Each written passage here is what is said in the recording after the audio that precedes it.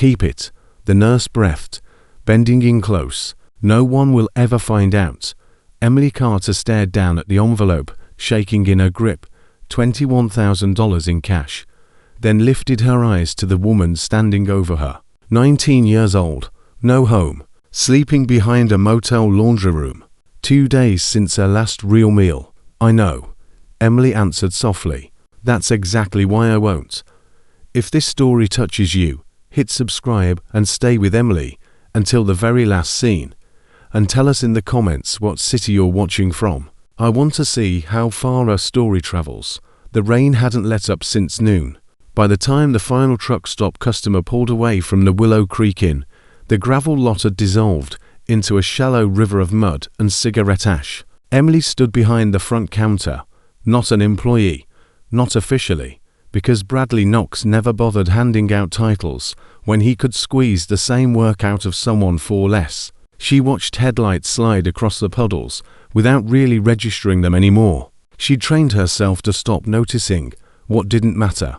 The wet, the cold, the way Bradley sometimes looked at her, like she was a piece of furniture he hadn't decided whether to keep or haul to the curb. None of it mattered.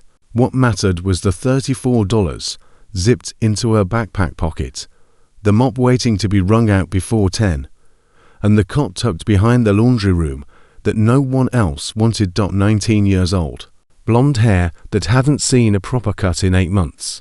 A jacket with a busted zipper held shut by a binder clip she'd scavenged from a gas station lot. 3 pairs of socks, 2 shirts, 1 pair of jeans that still fit, and the phone she only kept charged for emergencies, since the data had run dry back in February, and there was no money to renew it. That was the sum total of Emily Carter's life.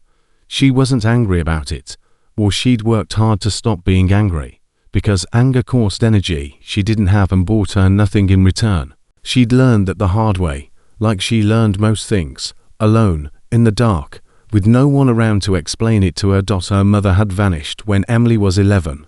No scene, no fight, no dramatic goodbye. She simply hadn't come home one Thursday, and by Sunday, it was obvious she wasn't coming back at all.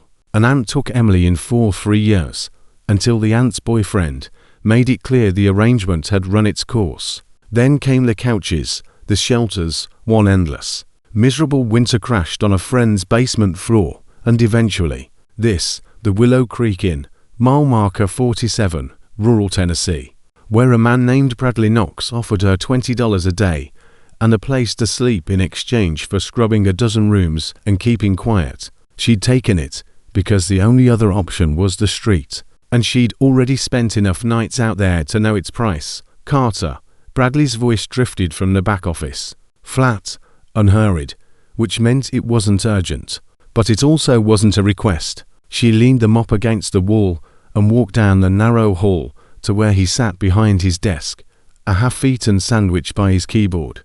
The evening news flickering silently in the corner. Room 6 needs towels, he said, eyes still on his screen, and the couple in 9 checked out early. Strip those beds before you clock out. Already did room 9, Emily said.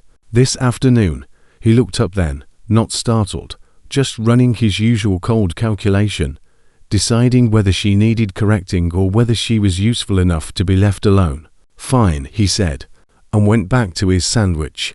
That was the whole exchange. She grabbed fresh towels from the supply closet at the end of the hall, the one with the ceiling light Bradley had been meaning to fix for half a year, and carried them to room 6, knocked twice out of habit, even though she knew it was empty, then let herself in with the master key. The room smelled the way most of them did. Industrial cleaner layered over something the cleaner never quite reached. Some residue of human presence that had soaked into the walls and carpet over the years. She'd stopped noticing that too, somewhere around week 1. Now she moved through rooms the way a mechanic moves through an engine, efficient, focused, thinking about the job, never the surroundings. She was halfway through restocking the bathroom rack when she heard it.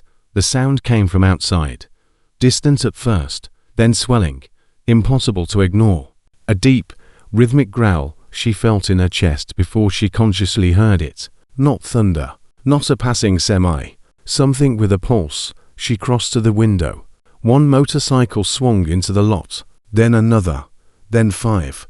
A man eased the lead bike to a stop near the entrance. And even through the rain, even from a distance, something in the way he carried himself made Emily go very still. He wasn't young, 60-something, maybe older, but his frame still carried the memory of real power. Whatever illness or age had since worn away. His leather vest caught the motel sign's glow. She could make out patches. She couldn't read from here. One by one, the other riders cut their engines, and the silence that followed felt strange and enormous, like the whole lot was holding its breath. She watched him walk into the office. Then she went back to work. She never met him that night, but she heard his voice bleed through the thin wall separating the supply closet from the office, low, unhurried, carrying a kind of authority that never needed volume. And she heard Bradley's voice shift into the register he saved for guests. Quicker, more eager, careful. Room 11, Bradley said. End of the row. Quieter out there. Appreciate it. The man replied. Heavy footsteps moved down the hall. A door opened, closed, then nothing but rain again. She turned in at 11:15, her usual hour, and lay on the cot listening to the washing machine finish its last cycle, trying not to think about the $34, or the unanswered text from her old friend Kayla, who wanted to know how things were going. Emily didn't know how to answer that honestly. Things were going the way they always went, one day, one room, at a time. She fell asleep. She jolted awake before her alarm, the way she sometimes did when something was wrong before she consciously knew what. The motel was silent, the storage room dark, and for a moment she lay there trying to name whatever had yanked her out of sleep. Then she heard it, a sound down the hall. Not a voice, not quite a crash, more like something heavy dropping all at once. A thick, dull thud, not the sound furniture makes, but the sound a body sometimes does. She was off the cot and in the hallway before she'd consciously decided to move. The noise had come from room 11. She knocked. Sir, hello. Nothing. She knocked harder. Sir, are you okay? Silence. She used the master key. The room sat dark except for the bathroom light spilling a pale yellow line across the floor. And there, in that light, she saw him, the man from the motorcycle, still in his vest, sprawled between the bed and the wall, one arm folded awkwardly beneath him. His breathing, once she got close enough to hear it, was wrong, shallow, ragged, and something cold moved through her chest at the sound. Sir. She dropped to her knees beside him. Can you hear me? His eyes stayed shut. His skin was damp, not from the rain, but from something happening inside him. One hand pressed flat against the floor, as if he'd tried and failed to push himself up. Hey, she laid a hand on his shoulder. I'm here. I'm calling for help. She grabbed her phone. The call connected before the first ring finished. 911. What's your emergency? I need an ambulance. Her voice came out steady. She didn't know why, since everything else in her was racing. Willow Creek Inn, room 11, mile marker 47 on State Road 12. There's a man. He's unconscious. His breathing sounds really bad. Is he responsive? No. He's breathing, but he won't respond to me. Okay. Stay on the line. Help is coming. Don't move him, she stayed. She sat against the bed frame with one hand on his shoulder, because letting go felt wrong, and answered every question the dispatcher asked, admitting when she didn't know an answer. 14 minutes later, she was still there when the ambulance tore into the lot. The EMTs moved fast and precise, and she flattened herself into the corner to give them room. She watched their hands, their equipment, the clipped shorthand they traded, and thought how strange it was that strangers could snap into perfect coordination during a crisis, when most people couldn't manage the smallest kindness on an ordinary day. One EMT glanced at her, young, dark-eyed, all business. You the one who called? Yes. Family? No, I work here. I clean the rooms. You did good, he said, and turned back to the patient. She held on to that for a moment. Then she stepped out of the way. They loaded him into the ambulance, and the lot went quiet again. Bradley appeared out of nowhere. She hadn't even realized he was awake, standing in the office doorway in a bathrobe, arms folded, watching the taillights vanish down the highway. What happened? I heard something. Found him on the floor. A pause. I called 911. Bradley said nothing for a moment. He pay up front. Emily didn't answer. There was nothing to say. Go back to bed. Bradley said. She went inside. But sleep wouldn't come. She lay on the cot staring at the ceiling, thinking about the man on the floor of room 11. Not frightening. Despite everything a leather vest might make you assume, but diminished somehow, like a fire that had burned bright for decades and was finally running out. She thought about that hand pressed flat against the floor, the sheer refusal to quit even when the body wouldn't cooperate. Someone loves him somewhere, she thought. Someone's about to get a call that changes everything. She did not think about what might be in his room. She wasn't that kind of person. At least, she told herself. She was and single quotes did. The next morning, Bradley told her to clean room 11. She didn't think twice. Rooms needed cleaning no matter what had happened in them. That was the logic of the business. Bradley had explained on her second day. Over the months, she'd cleaned rooms after arguments, after sickness, after every kind of human mess, and she'd learned to leave whatever happened there. Strip the sheets, wipe the surfaces, move on. She stripped the bed first, tossed the sheets in the laundry bag, lifted the mattress to pull the fitted sheet free. And that's when she saw it. A plain brown envelope, sealed, wedged in the gap between mattress and box spring, as if placed there on purpose, or dropped there by accident. She couldn't tell which. She picked it up, heavier than expected. She stood there, envelope in hand, laundry bag at her feet, listening to the highway hum outside, and thought about how easy it would be to just toss it in the bag and pretend she'd never seen it. Let it disappear into someone else's discovery, someone else's decision. But that wasn't honesty. That was theft with a delay built in. She set the bag down, opened the envelope. The bills were banded in rubber bands, sorted into neat stacks, the work of someone careful and deliberate. She counted one stack, then another, then sat slowly on the bare mattress and counted the whole thing with both hands, lips moving as she worked through it, needing certainty. $21,000. She sat very still. The room felt different, not physically. Same thin curtains, same industrial carpet, same particle board dresser with the drawer that never fully closed. But the air had changed, the way it does right before a storm. Heavy, charged. $21,000. Emily Carter had never seen that much money in one place in her entire life. Never held more than $200 at once. Never had a bank account of any kind, because banks wanted addresses, references, a paper trail of responsibility, none of which she possessed. She sat with the money in her lap and let herself imagine it, not deciding right or wrong yet, just imagining what it could mean. An apartment, not fancy, but real. 4 walls, a door, a lock, a key that belonged to no one but her, a bed instead of a cot, a fridge stocked with food she'd chosen herself, a lease with her name on it, which meant an address, which meant a bank account, which meant she could finally build the kind of documented life everyone else took for granted. A car, used, but dependable, something that started in the cold without a prayer, which meant better jobs. Jobs that paid more than $20 a day and didn't come with Bradley Knox watching her every move. A phone plan with actual data, clothes that fit, food that wasn't whatever the gas station down the road happened to sell. A start. A real one. No one would know. The thought slid in so calmly, so reasonably, that she almost missed what it was.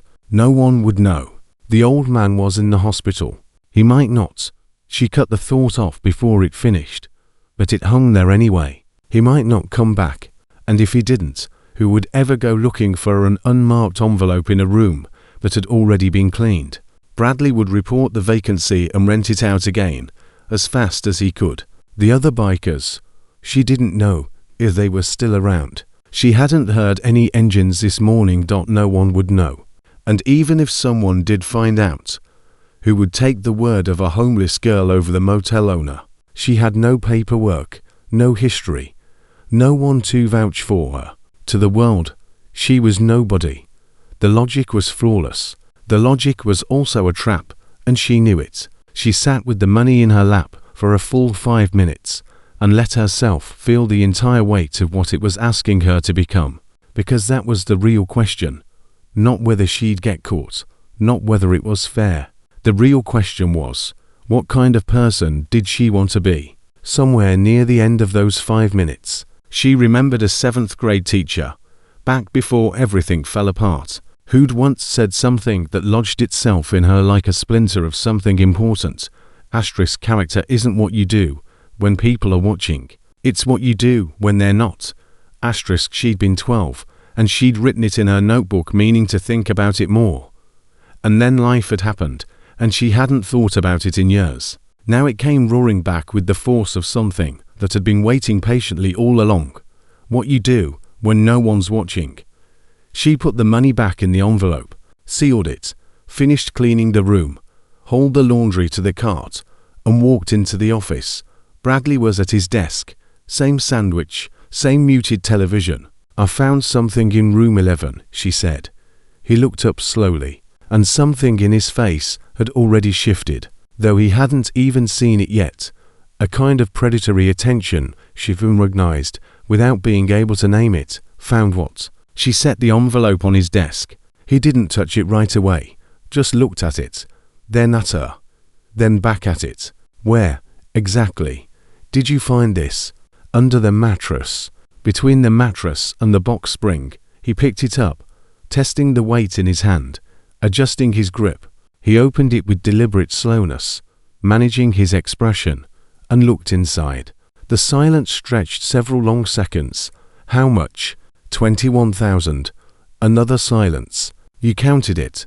I needed to know what I was dealing with. He set the envelope back down, looked at it, looked at her, folded his hands in something that resembled thoughtfulness. You know the right move here is to return it to him, she said. At the hospital. Sure, he said. That's one option. He leaned back. A guy like that, riding a bike like that, in the shape he's in, he's not coming back here, Emily. And if he does, he won't be in any condition to go asking about missing cash. Money turns up in a room like this. Lost property rules kick in. It belongs to the establishment. That's not how lost property works, she said. He smiled. Not a warm one. You want to explain the legal fine print to me? You, with no address, who I could stop paying tomorrow, and you'd have nowhere to go. He paused. I'll split it. 30%. $6,000 for a girl in your position. More money than you've ever seen in your life.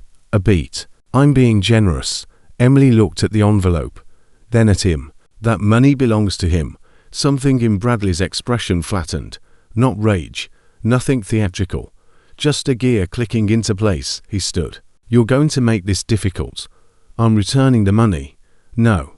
He rounded the desk faster than his size suggested he could move, and his hand closed over the envelope. You found it on my property. That makes it my property. This conversation's over.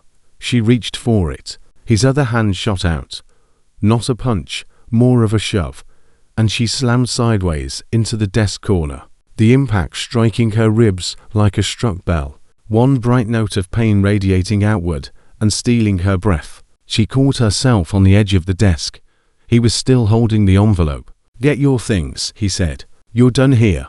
She straightened despite her screaming ribs and looked at this man who'd let her sleep in his storage room and called himself generous for it. Then she made a decision, fast, quiet, absolute. She reached out and took the envelope back. He grabbed her wrist. She twisted, the same twist she'd learned years ago, in other rooms, from other men who confused size with authority. His grip broke. She pulled the envelope to her chest. That's theft, he said. I'll call the cops. Call them, she said, and explain why you were splitting a dying man's money with his housekeeper. She walked out. He shouted after her. She kept walking. The rain had started again.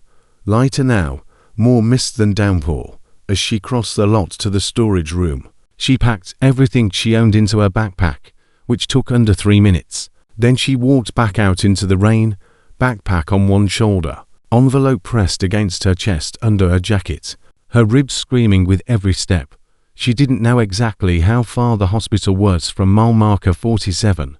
She'd seen the sign once from a bus, northeast, maybe 5 or 6 miles along the state road. So she walked northeast. The mist turned back into real rain. Her jacket was soaked through within 20 minutes. And somewhere around mile 2, the binder clip holding it shut popped loose, and she didn't stop to look for it. Her ribs protested with every stride, and she ignored them with the same discipline she applied to hunger, cold, and every other discomfort that had long since stopped being an emergency and become simply the texture of her life. She thought about the man on the floor of room 11, his hand flat against the boards, still trying. She thought about what it costs to keep fighting. Your body has already said no. She thought she understood something about that now. The hospital, Mountain View Medical Center, sat back off the road on a low rise. By the time Emily climbed its steps, her shoes were waterlogged, her hair plastered flat to her skull, and she was taking short, careful breaths because anything deeper set her ribs off.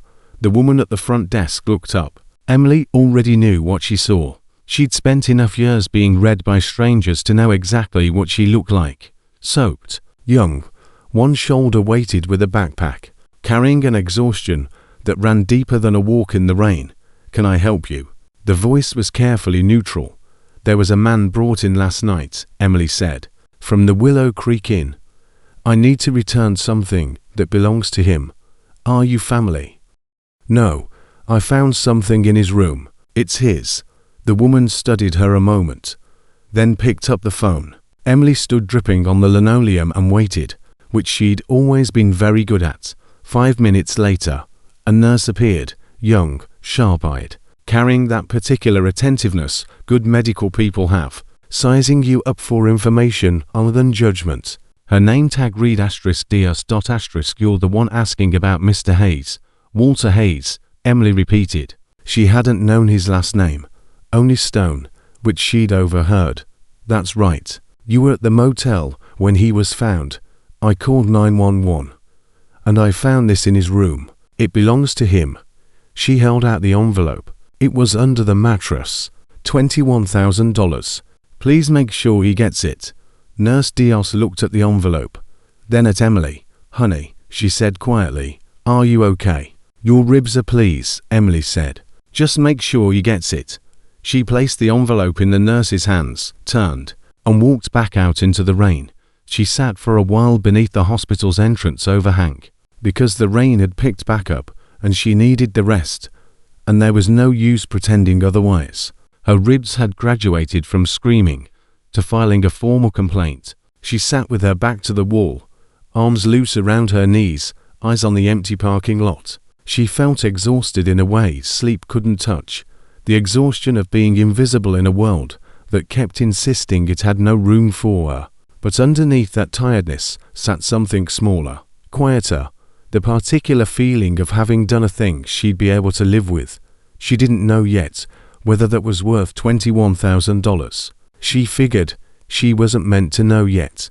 Some answers only arrive later, sometimes much later, sometimes only in hindsight, when you look back at who you were and either feel proud or ashamed. She intended to feel proud. She leaned her head against the wall, closed her eyes, and listened to the rain. $34, sore ribs, a backpack, and nowhere to go. But she was still herself, right now, with the rain falling and the hospital humming behind her and the highway stretching out in front. That had to be enough. She sat there and let it be enough. And somewhere inside that building, a nurse carried an envelope down a corridor and set it on a bedside table. A man who had been unconscious for 16 hours turned his head and opened his eyes for the first time. And before he asked his name, his location, or anything else, the first thing out of his mouth was, "Did someone find my money?" Nurse Diaz had 11 years in this job, which meant she'd learned to read people the way others read weather. Imperfectly, but well enough to sense trouble before it announced itself. She'd watched the girl walk in soaked, backpack over one shoulder, ribs clearly bruised, hand over $21,000 in cash, and walk back out into the storm without asking for a single thing. That stuck with her, not suspicion. Exactly. More like something that refused to fit any category she had on hand. She carried the envelope to room 14 and set it beside the bed. Walter Hayes turned his head, eyes carrying the look of a man who had traveled very far and had just found his way back. "Did someone find my money?" "It was returned to us," Diaz said carefully. "A young woman said she found it in your room at the motel." He was quiet a moment. His breathing had steadied since they'd brought him in 12 hours earlier. The oxygen and medication had pulled his blood pressure back from the edge, but he still moved and spoke like a man rationing what little energy he had left. "She bring it herself. Walked in off the street, soaked through. Looked like she'd been walking a long while." Diaz hesitated. "She had bruising on her ribs. I tried to get her to let us look, but she left before I could." He turned toward the window. "How much is in there?" "I didn't count. 21,000, he said. "Exactly what should be there." He closed his eyes, and when they opened again something had shifted, not softened. His face wasn't built for that, but recalculated. "She's the one who called the ambulance." According to the paperwork, the call came from the motel. Young, blonde, couldn't be more than 20. "That's her." He settled back against the pillow, staring at the ceiling. "She worked there. Cleaned the rooms." A long pause. "Get me a phone." Outside. Emily had gotten about 4 blocks from the hospital before the rain forced her to stop. She found a covered bus shelter, set her backpack between her feet, and tried to figure out what came next. The trouble was that next looked exactly like before, except now she didn't even have the storage room. Bradley had made that clear. She wasn't going back to the Willow Creek Inn, and even if she wanted to, she suspected he'd make her life miserable if she tried. He was the kind of man who needed to win, and she'd left him losing. The most dangerous kind of outcome with someone like that.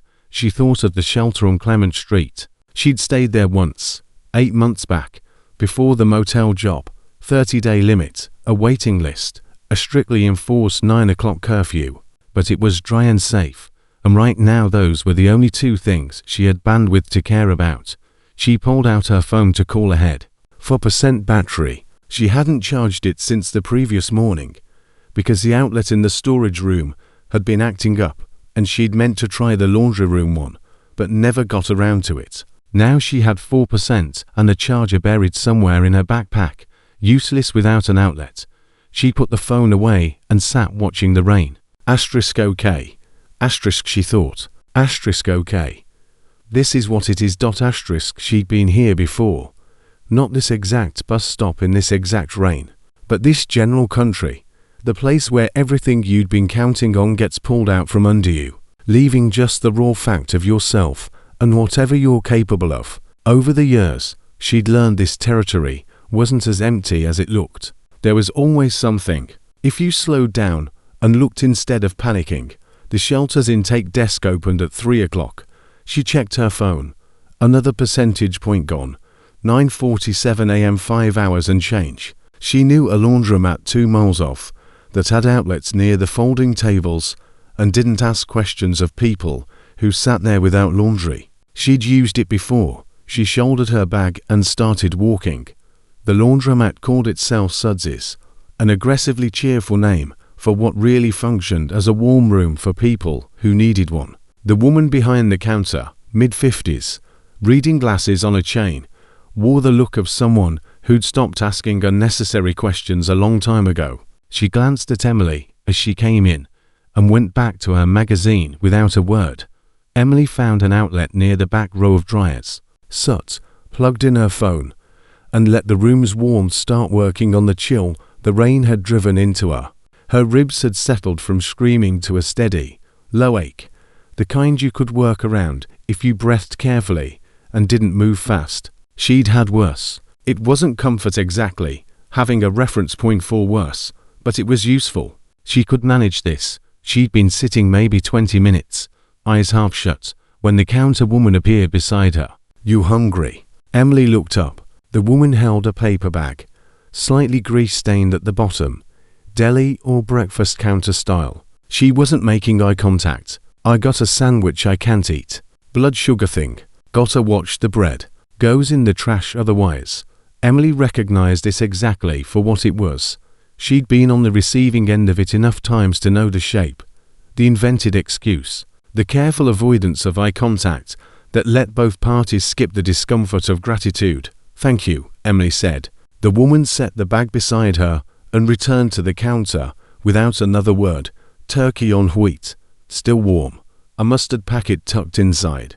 A small bag of chips. She ate slowly, the way you eat when you're truly hungry and trying to make it stretch, and thought about kindness, the sideways kind, the kind that doesn't announce itself or ask for anything back. She'd met it before. It still surprised her every time, which she supposed meant she hadn't gone fully cynical. That was probably a good sign.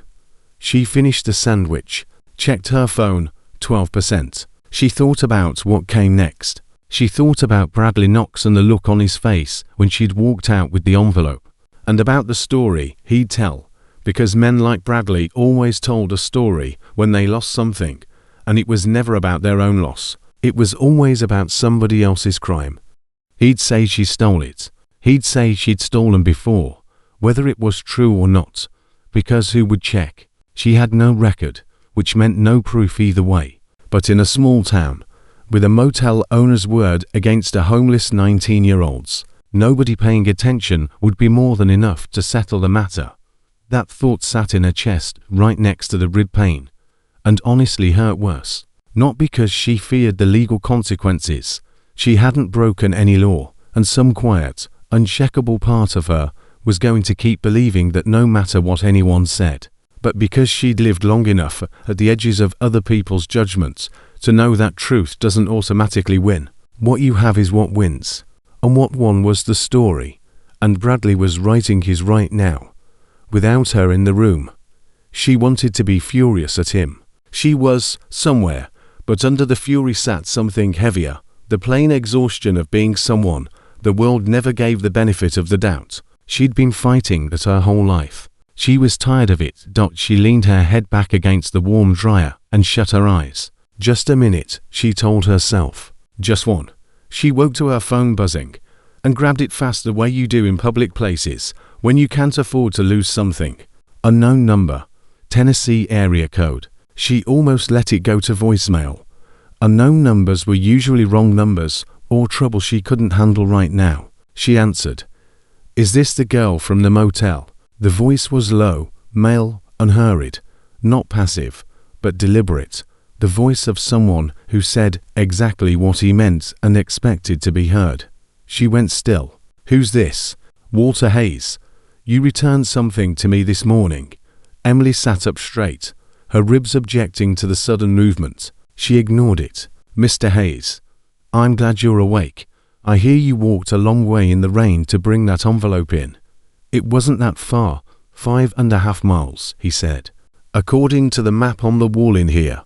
A pause. That's a fair distance. I had to return it. Why though? The question was simple and direct, and she found she didn't have a ready answer, which surprised her, because she'd already thought about this. She'd sat in bus shelters and laundromats turning it over, assuming she knew why. But the plainness of his question stripped away every rehearsed line and left only the real one. Because it was yours, she said. That's not the whole answer. Silence. The dryers ran. The woman at the counter turned a page. Because I needed to know I would, Emily said finally. A longer pause. I see. Then, is that for your daughter? The money. The nurse said you were doing better, but is it for your daughter? A beat of surprised silence on his end. How do you know I have a daughter? I don't. When I counted it, I thought about who it was for. It didn't feel like money someone was spending. It felt like money someone was leaving behind. The quality of the silence changed. Not surprised now. Something more careful. She doesn't know I'm sick, he said.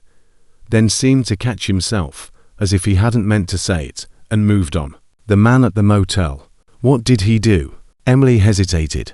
He offered me money to keep quiet. I said no. Then I left.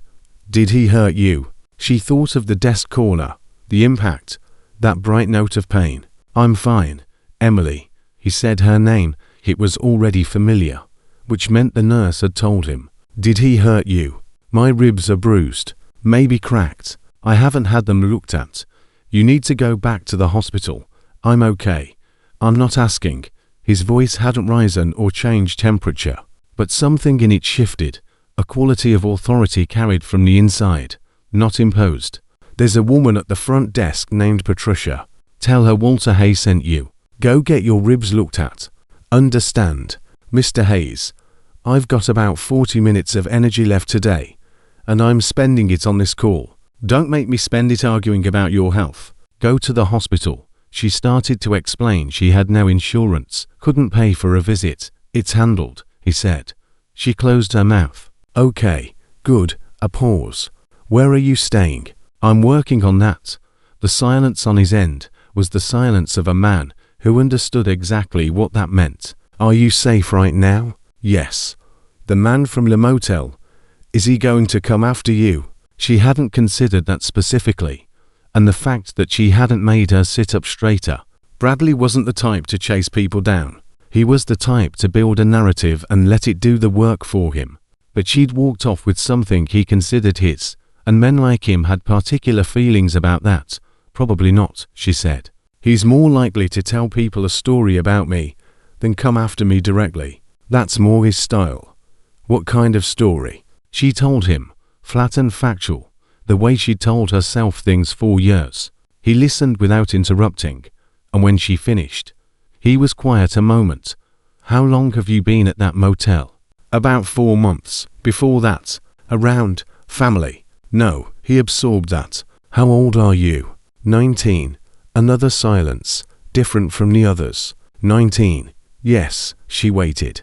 Not sure for what. People had all kinds of reactions to her situation. Pity, which she hated. Discomfort, which she understood. Or brisk practicality, which was really just a way of moving past something they didn't know how to hold. She'd learned to let people react and then work with whatever they gave her. I'm going to make some calls, he said. You don't have to. I know I don't have to.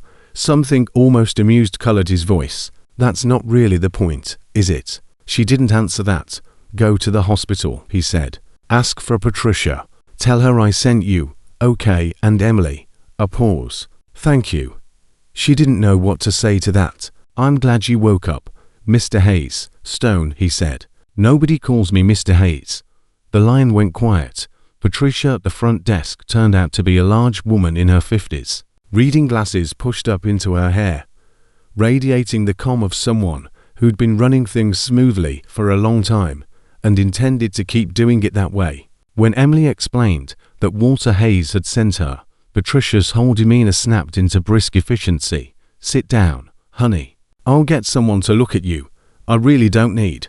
Walter Hayes called down here personally to ask that a girl get looked at. That girl gets looked at, she pointed. Sit. Emily sat. The doctor who came was young, quick, professional, and confirmed what she already suspected.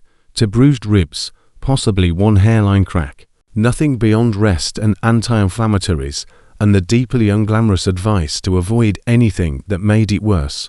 He wrote her a prescription for pain, then studied her over the clipboard with the look of a man doing quiet math.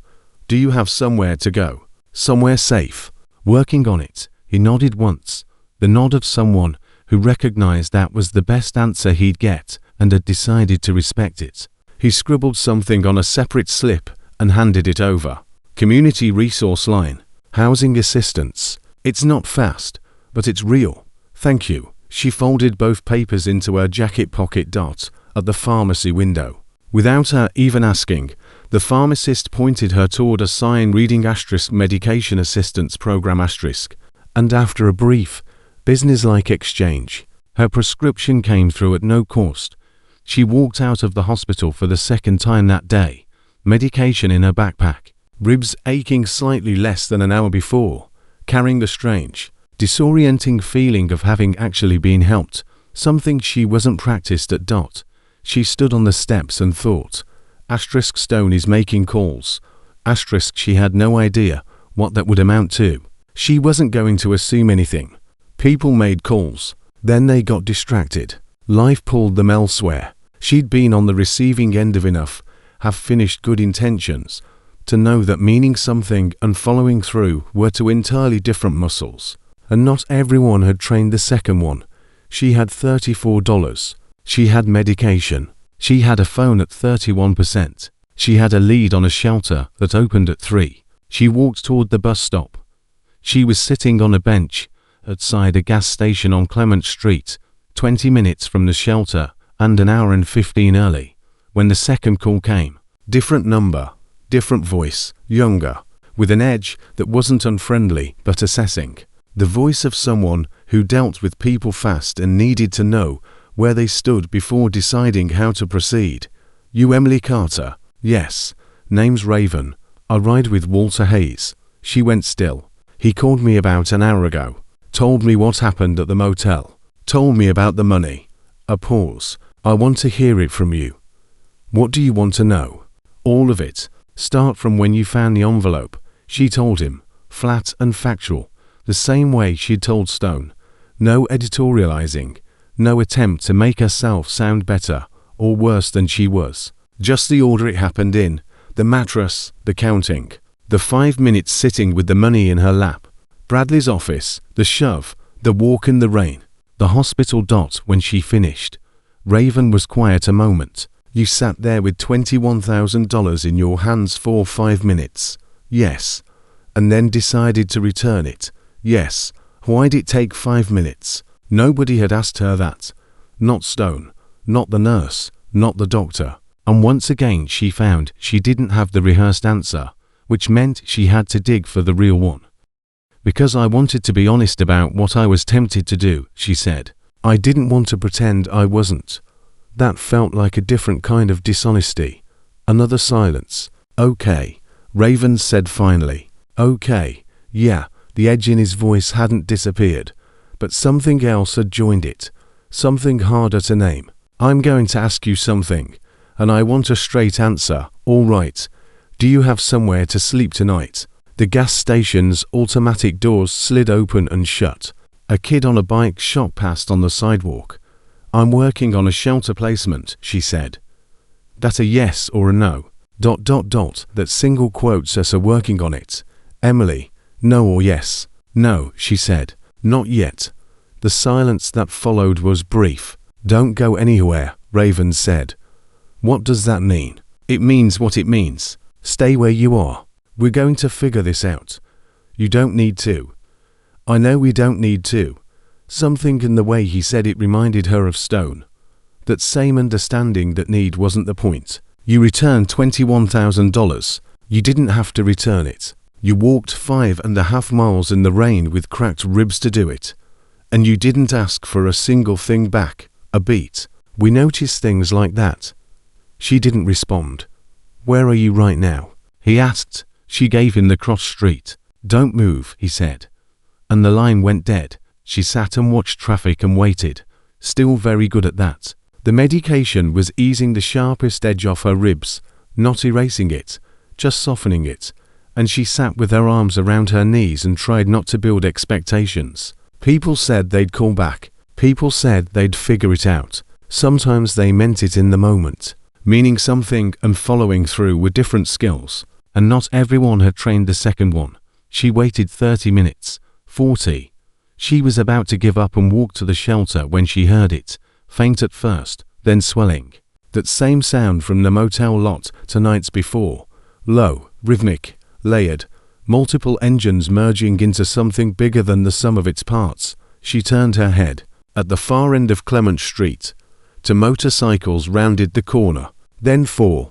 They pulled up along the curb in front of the gas station, engines dropping to idle, then cutting out one by one, until 8 bikes sat lined up at the curb, and 8 men in leather vests were looking back at her. The one who dismounted the lead bike was maybe 40, built like someone who'd spent his whole life doing physical work and hadn't stopped, dark-eyed, carrying a stillness that reminded her, strangely, of something large and unhurried. His vest read Hell's Angels across the top, Tennessee along the bottom rocker, and patches in between she didn't take the time to read. Emily Carter, Yes, I'm Raven. He looked at her the way the doctor had.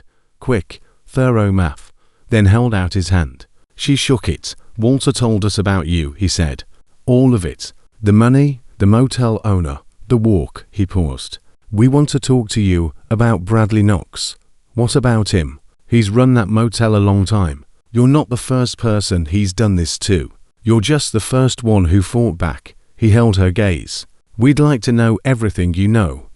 Emily looked past him at the 8 men, the bikes, the particular weight of attention from people who did not casually show up for anyone. Why? She asked. Because Walter asked us to, Raven said simply. And because it's the right thing to do. She thought of Bradley's voice. Asterisk, you're homeless. Nobody's going to believe you over me. Asterisk, she thought of the story he was already telling. I'll tell you everything I know, she said. He nodded once. Good. Let's start from the beginning.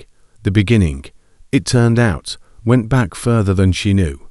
Because what Raven told her next, sitting on a gas station bench with 8 Hells Angels and the highway humming behind them, was that Bradley Knox had been on their radar for a long time. And Emily Carter was not, as she'd believed her whole life, invisible. She had only, until this moment, been alone. Raven wasted no time on preamble. He sat on the bench beside her, elbows on his knees, while the other 7 arranged themselves nearby with the easy, practiced spacing of men who'd spent years together and needed no instructions on where to stand. Tell me about the other workers, he said. Which workers, specifically? Anyone Knox treated wrong, anyone he threatened, anyone he shorted or squeezed out once they got inconvenient. She thought about it. Not because she was deciding whether to talk. That decision had happened 30 seconds after he introduced himself, but because she wanted to get the facts right, not just the feelings. There's a woman, Rosa, cleaned rooms in the East Wing. Bradley told her $40 a day, then started docking her. Broken items, complaints, a bad review that had nothing to do with her cleaning. Eventually, she was making $20 a day. When she asked about it, he told her she could leave whenever she wanted. A pause. She had 2 kids, and the bus only ran twice a day out there. It took her a month to sort out somewhere else to go. He knew that. He used it. Raven nodded slowly. Who else? A kid, Marcus, maybe 17. Worked the front desk some evenings, did small repairs. Bradley paid him cash, said it was under the table because the paperwork was complicated. I think the real reason was he could pay him under minimum wage and Marcus didn't know any better. She paused. He wasn't a bad kid, just young, with no one to tell him what he was owed. Last name, Tanner. I think he mentioned Harlem County High. One of the men behind Raven, older, beard graying at the edges, pulled out a small notebook and wrote something down without being asked. She noted that and filed it away. This wasn't a casual conversation. They'd arrived with a framework already built, and she was filling in blanks in something they'd started constructing before she ever showed up. What do you already know about Bradley? She asked. Raven glanced sideways at her, something in his expression suggesting he appreciated the direct question instead of waiting to be told. We know he's run that motel 14 years.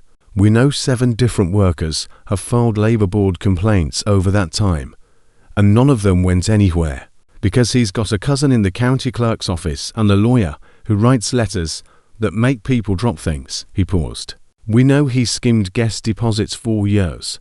Small amounts, mostly, nothing that trips an alarm, but it adds up over time. How do you know all that? Because Walter stops at that motel 3 or 4 times a year passing through this part of the state. Has 4 years. And Walter pays attention. He paused. He just never had anything he could do about it. Until now. Emily absorbed that. Until me. Until you. Raven confirmed. You're the first person Bradley's put his hands on who had somewhere to go afterward. She sat with that. The weight of it was strange. The idea that her personal, seemingly random disaster had also, somehow, been exactly the combination of circumstances needed to make something happen. She didn't know what to do with that yet. What are you going to do? She asked. Tonight, we talked to some people, former employees, Folks in town who've had dealings with Knox start collecting statements. He looked at her. We'd like yours in writing. If you're willing. I'm willing. It may not be comfortable. He's going to push back. He's already told the people in town you stole from him. The words landed the way she'd known they would. Not a surprise, just a sting. Hearing out loud what she'd already braced for in her own head. Who'd he tell? His mechanic. The woman who runs the diner on 12. Raven watched her face. You knew he'd do that. I knew he'd do something like it. Does it change anything for you? She thought about it honestly. Thought about those 5 minutes at the edge of the mattress, the walk in the rain, the envelope in the nurse's hands. No, she said. Raven nodded once, like something had just been confirmed. Okay, let's talk about where you're sleeping tonight. They took her to a woman named Carol Marsh, -1 minute from the gas station, in a house with the comfortable, slightly cluttered feel of a place where things happened. People came, went, were fed, and sent back out into the world a little better than they'd arrived. Carol was 60-something, short silver hair, and carried the manner of someone who'd absorbed a great deal of hard information over the years and processed it into adorable, practical warmth. She was also, Emily gathered, the mother of one of the club's associate members, a category of connection she didn't yet fully understand, but recognized as meaningful. You eaten? Carol asked, studying her with the same quick professional read the laundromat woman had given her. Earlier. That's not the same as recently. Carol turned toward the kitchen. Sit. Emily sat. Raven stood in the doorway. I've got calls to make. Carol will get you settled. I'll be back in the morning. You don't have to. Morning, he said, and left. Carol returned with soup and bread, moving with the efficiency of a woman who fed people as a form of love, and had long since stopped pretending it was anything else. She set the bowl down, sat across the table with her own coffee, and asked, How long you been on your own? Since about 14. That's a long time. It's the only time I've known, Emily said, so it feels normal. Normal isn't always the same as okay. Carol said. Emily picked up the spoon. Chicken, something with barley.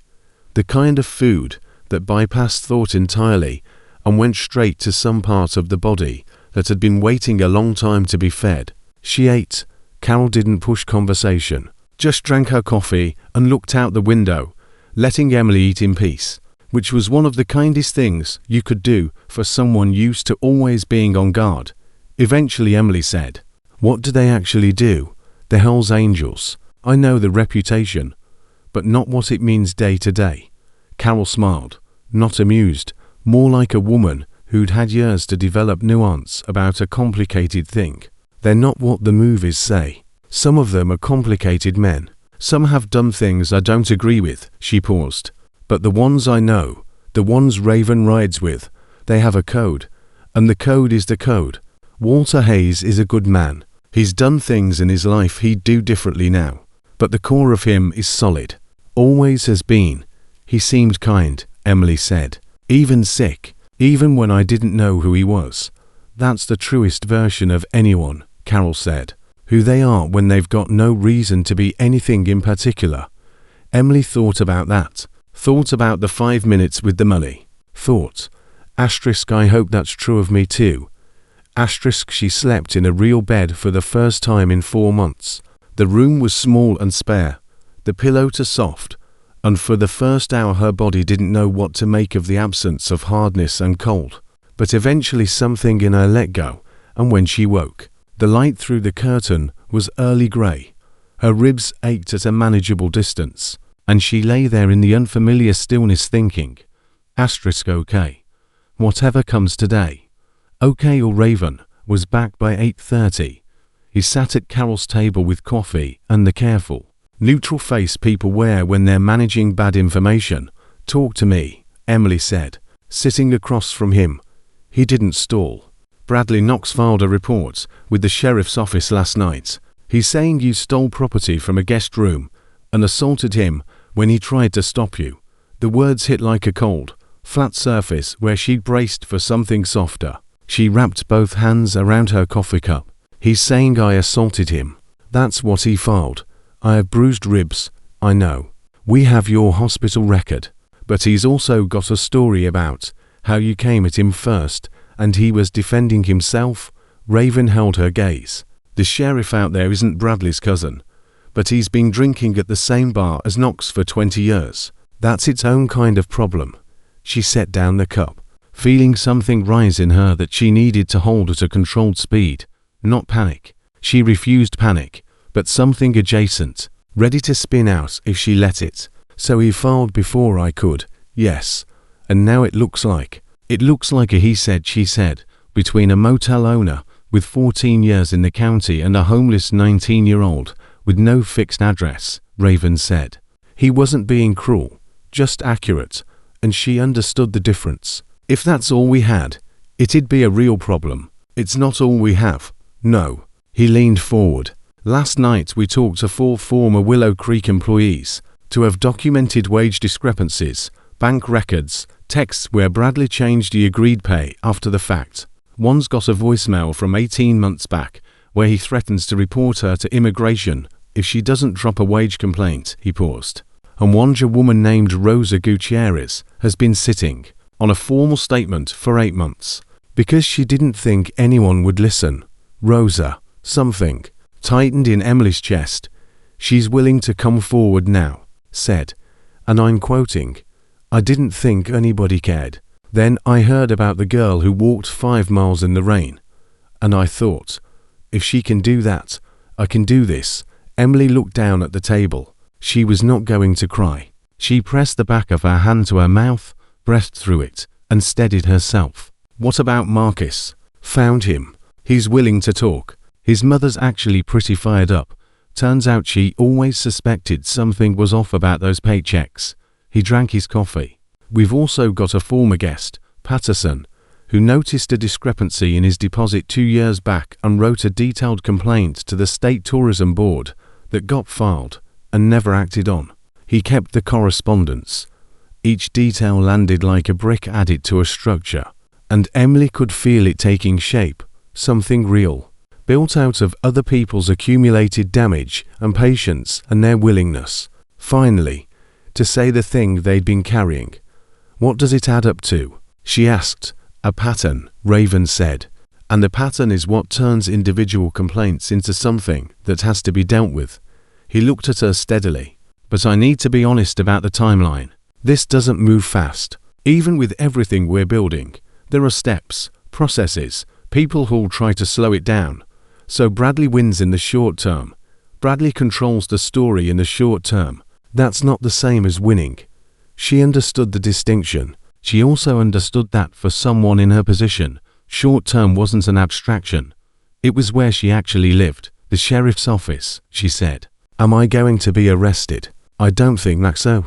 The claim's thin, and they know it. But you might get called in for questioning. And when that happens, I want someone with you. He slid a business card across the table. Diane Cho, attorney out of Knoxville. Does workers' rights cases, done pro bono for us before. She's already been briefed. She's expecting your call. Emily picked up the card. Asterisk Diane Cho, attorney at law. Asterisk, why are you doing all this? She asked. Raven considered before answering, not deciding what to say, but how much of the true version to give. Because Walter asked, and Walter doesn't ask for things without a reason. And the reason, this time, is you, what you did, and who you are when you do it. He paused. We've been around long enough to know what real character looks like, and what performance looks like. You didn't perform anything. You just did the thing. Emily looked at the card. I'm 19. I don't have anything. You've got more than you think, Raven said. You just can't see it from inside it.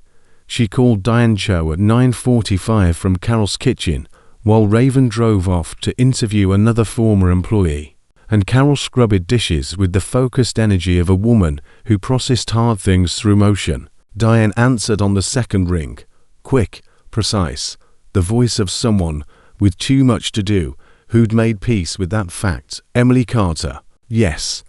I've been briefed by Raven. I've reviewed what we have and had a preliminary conversation with the county sheriff's office. Here's where we stand. She didn't ask if Emily was ready. She just launched in, which Emily found she appreciated. Bradley Knox's complaint has been received, but not acted on, which gives us a window. I'm filing a counter-statement on your behalf today, documenting the assault, which your Mountain View records will support, and making a preliminary submission on the wage and labor issues involving multiple former employees. A pause. I need your signed statement as soon as possible. Can you get to Knoxville today? I don't have a car. Not a problem. I'll arrange transportation. 1 o'clock work. It was 9:45. 3 hours. Yes. Good. And Emily, don't speak to the sheriff's office, Bradley Knox, or anyone else about this until we've met in person. Not even to deny anything. Understood? Yes. Good. Something in Diane's voice loosened slightly. You did a brave thing returning that money. I want you to know that. What you're doing now, moving forward with this, that's brave too. We're going to make sure it counts. Emily held the phone a moment after the call ended. Carol glanced over from the sink. Good news. I think so, Emily said. I think it might be. The man Raven sent to drive her to Knoxville was named Dex, mid-40s. Quiet. The comfortable silence of someone who drove long distances often and never felt the need to fill them. Country music played low. He didn't ask questions. He stopped once at a gas station without prompting to see if she wanted anything, and she declined. The whole drive felt exactly like what it was, someone completing a task carefully and without agenda. She watched Tennessee slide past and thought about Stone Hayes, making phone calls on 40 minutes of energy. She thought about his hand pressed flat against the floor, the sheer effort of it. She thought about her mother, which she rarely allowed herself, since that was a room she'd learned to walk past rather than enter. But today she cracked the door open, just slightly, and wondered what her mother would have done with $21,000. The answer came without judgment, just information. Her mother would have kept it, not out of cruelty, out of desperation, out of the belief that you take the exit in front of you because exits are rare and conditions are bad. And you sort the moral math out later.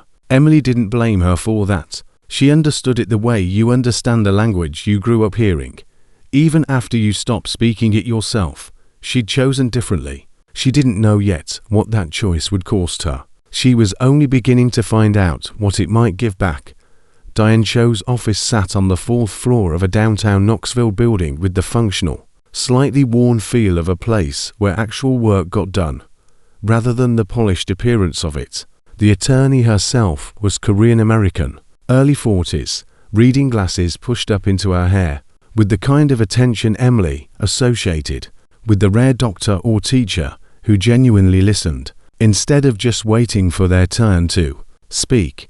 They sat at a table covered in organized files while Diane walked her through everything methodically. What the statement needed to contain, what would happen with it, what the likely pushback looked like, what the timeline might be. She explained without condescension and asked without prying. And when Emily didn't know an answer, Diane simply wrote to confirm, instead of pushing further. By the end, Emily had signed 3 documents, been photographed for medical documentation of the rib injury. Clinical, careful, nothing more invasive than necessary, and left with a folder of her own containing copies of everything. What happens to Bradley now? Emily asked. In the near term, his counterclaim gets a lot harder to sustain once we file our response and the medical documentation goes in, Diane said. The labor violations take longer.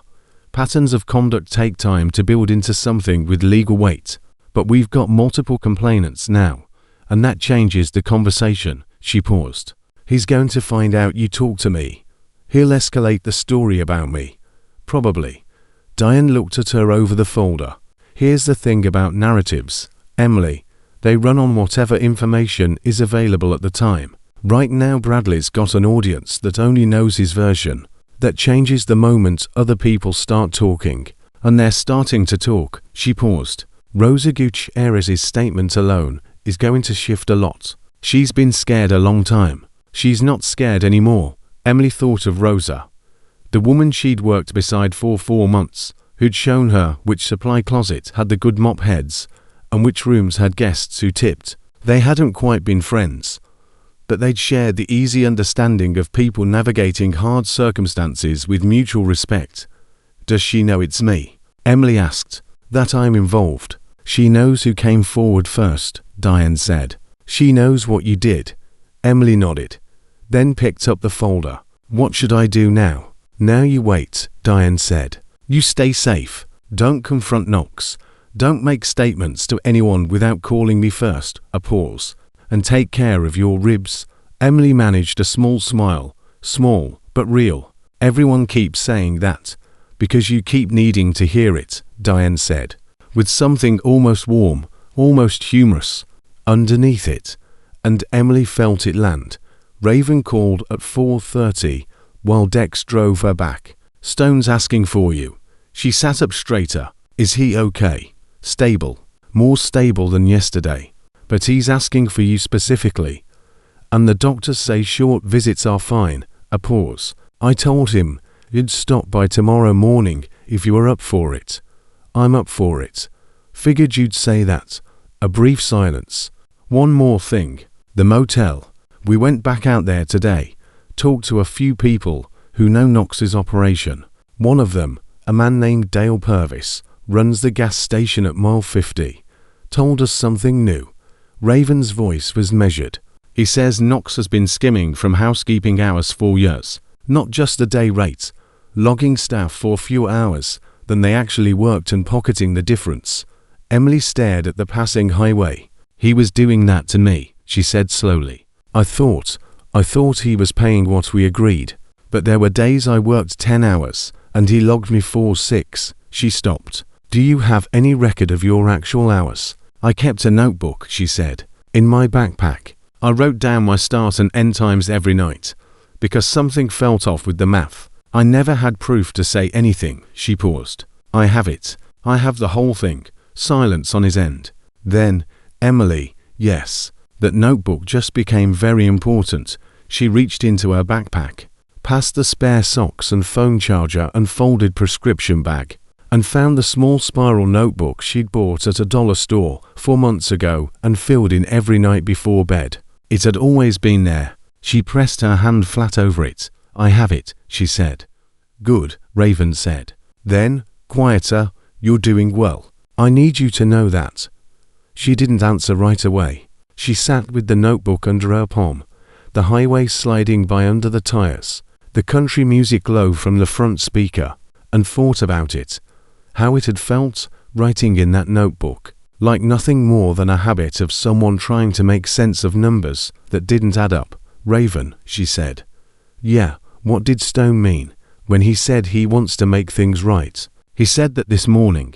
"What does that mean, exactly?" A pause. "That's a conversation you need to have with Walter directly. Ask him yourself tomorrow." She sat back, held the notebook. Outside, the sky had gone orange at the edge of the day, and headlights slid past in the opposite lane, each one carrying someone, somewhere, a whole life she'd never know a thing about. She thought, asterisk tomorrow, one more day, and I'll know more than I know right now.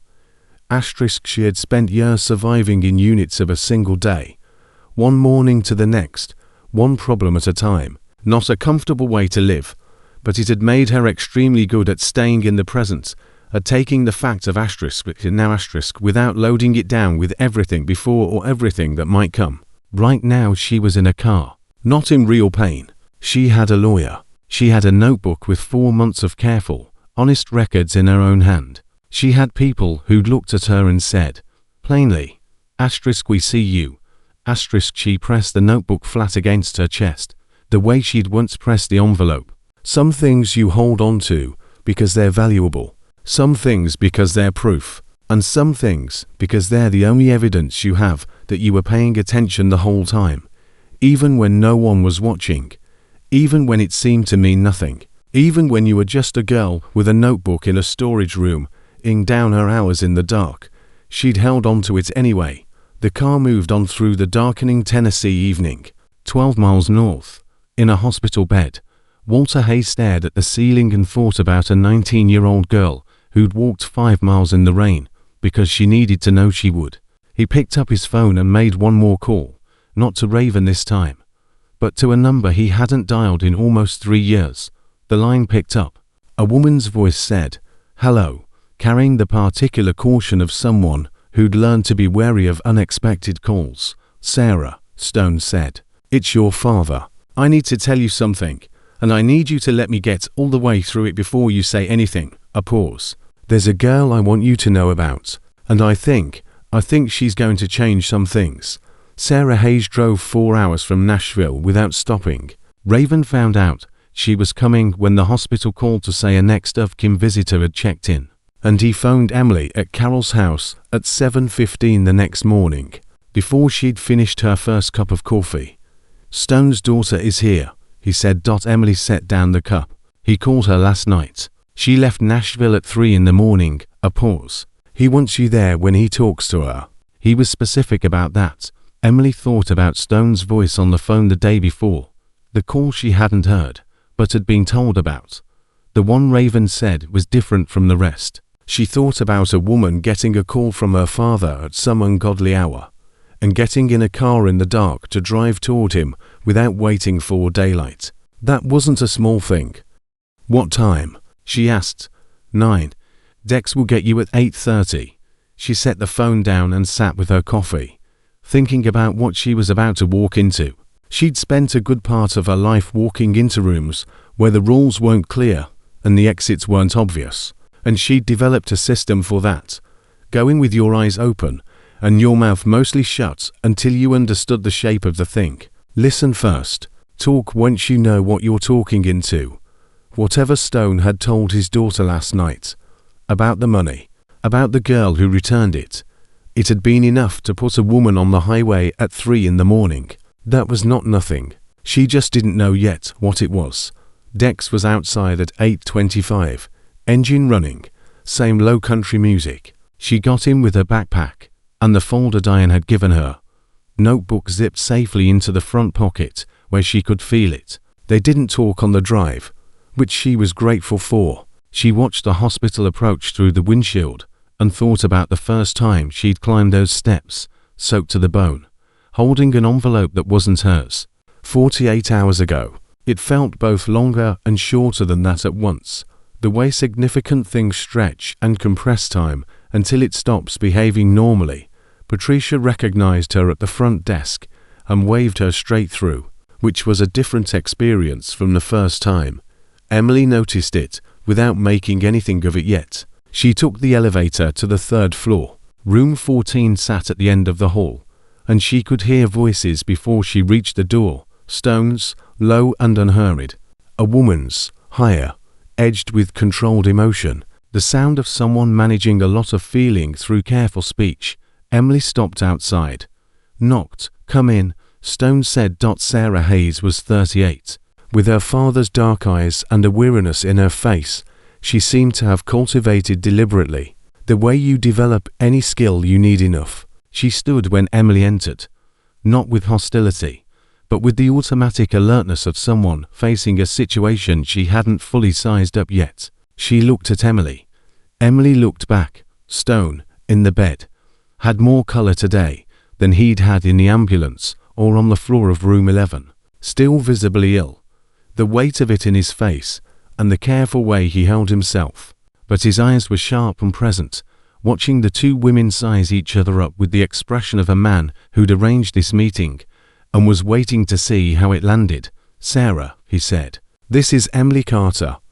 Sarah didn't say any of the polite things people usually say in this moment. She said, "My father told me you returned $21,000. "Yes," Emily said. "He also told me you got hurt doing it. My ribs are bruised. It's not serious. He told me you walked 5.5 miles in the rain." Sarah's voice stayed controlled, but something underneath it was doing something else. "Alone. It wasn't that far." Stone made a sound that might have been a laugh, if he'd had the energy for a real one. Sarah looked at her father, then back at Emily. "Why don't you sit down?" It wasn't quite a question. Emily sat. Sarah sat back down. The three of them formed a triangle in the small room, the old man in the bed, the two women flanking him, each holding a different piece of the same story. Stone looked at his daughter. "I want to tell you something about that money," he said, "and I want Emily to hear it too, because she's the reason it matters." Sarah said nothing. She waited. $21,000, Stone said. "I told you on the phone it was for you and the kids." "That's true, but I didn't tell you what it was for. Specifically," he paused, managing his breath. "I've been setting that money aside for 3 years, since the diagnosis, saving it from jobs, from what I had, from what I could move around, because I knew my time was short and I knew I'd spent a lot of your life not being there the way a father should. And I thought," he stopped, "I thought if I could leave you something real, something you could use, it would count for something." Sarah's jaw tightened. "Let me finish." His voice was quiet, but it carried enough weight to stop conversation. "That money was going to be my apology, my way of fixing something I couldn't fix in person, because I was too proud, too far into the life I'd built to know how to come back from it." He looked at Emily, and then a 19-year-old girl with nothing, with a lot more reason to keep it than I had to get it back, walked 5.5 miles in the rain to return it, because it was the right thing to do. He let that sit. "I've been in this life 40 years, he said. "Known a lot of people. I could count on one hand the ones who'd have done what she did. And she's 19. Been on her own since she was 14. $30-some and the backpack to her name." He paused. "I've been lying in this bed, thinking about what character actually is, where it comes from, why some people have it and some don't. I don't have a real answer, but I know it when I see it." His voice shifted, something difficult and real in it now. "I want to do something that matters before I go. Not just leave money behind. Actually do something." Sarah wasn't crying. Exactly. She was doing the controlled version of it, which was harder to watch. "What are you asking?" "I'm asking you to meet her," Stone said simply. "That's all. Meet her. Get to know her. Decide for yourself." A silence settled over the room. Emily sat very still, feeling the strange gravity of being at the center of a conversation that was also, somehow, about something much older and larger than her. A father and daughter. The years of distance between them, and the strange sideways way lives collide and pull at one another. "Mr. Hayes," she said quietly. "Stone, you don't owe me anything. The money was yours. I just returned it." He looked at her. "That's the thing about you. You still don't understand what you did. I understand the action. You understand the action," he said. "You don't understand what it means to people who've lived in this world long enough to know how rare it is." He held her gaze. "Let us decide what it's worth to us. That's our part. You already did yours." Emily looked at Sarah. Sarah was studying her with those dark eyes, so much like her father's. The weariness still there, but something else joining it now. Something trying to figure Emily out the same way Emily was trying to read the room. And Emily thought, she's not unfriendly. She's careful. She's been let down before. And she's learned to look hard at things before deciding how she feels about them. That. Emily understood from the inside. "Okay," Emily said. Stone let out a long, slow breath. "Good." They left him to sleep at 10:30. The doctors had been clear about his energy budget, and this conversation had used up most of the morning's allotment. Emily and Sarah stepped into the hallway and stood a moment in the particular awkward stillness of two people who've just shared something significant and don't yet know how to be with each other outside of it. "Coffee," Sarah said. "Yes," Emily said. They sat in the hospital cafeteria with paper cups, the low continuous noise of a place that never fully stopped for conversation. Sarah wrapped both hands around her cup, looked at the table a moment, and Emily waited. "He told me he was sick 6 months ago," Sarah said. "Before that, I'd gone almost 3 years without hearing from him. Not really a fight, just the way things had drifted. He'd be on the road, I'd be in Nashville, and we both got so used to the distance it started to feel like the natural state of things." She paused. "When he called 6 months ago, I didn't know how to have that conversation. Didn't know how to go back to being close to someone I'd spent years being far from. Emily said nothing, listened. He mentioned the money once, in passing. Said he was setting something aside for me and the kids. I told him I didn't want his money. I wanted him to come visit, meet his grandkids properly. She looked up. He never came. I'm sorry, Emily said. He's a stubborn man, Sarah said it plainly, without anger, just information. That stubbornness kept him alive 40 years in a life that kills most people. I can't resent it, but it cost him a lot of things too. She looked at Emily. He told me about you for about 45 minutes on the phone last night. The whole thing, from when you found him, to what you did with the money, to what Bradley Knox did to you. She paused. He sounded different than I've heard him sound in years. Different how? Certain, like he knew what he was supposed to do next. She was quiet a moment. My father hasn't known what he was supposed to do next in a very long time. Emily looked at her coffee. He told me you've been alone since you were 14, Sarah said. More or less. Do you have anyone? Emily considered the question seriously, the way it deserved. I have people I trust now. Raven, Carol, your father. She paused. Diane Cho, the attorney working the Bradley Knox thing. Another pause.